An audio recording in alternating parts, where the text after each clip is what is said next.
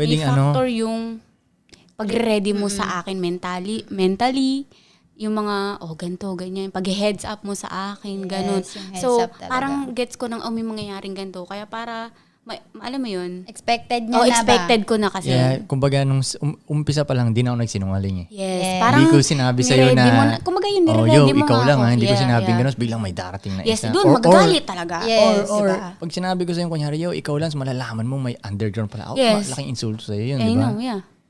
Kumbaga, ayun, naging honest lang talaga ako eh, no? Yes. Honest lang ako. At parang, So, tinanggap ko naman ang honesty shit. At saka ako, sa nakikita ko, kaya talagang magkakasundo din kayo kasi May mga goal parang, ngayon. parang ganito. Ikaw pa lang, nung wala pa to siya, ang laking tulong mo na sa akin. Dahil may babae akong ikaw,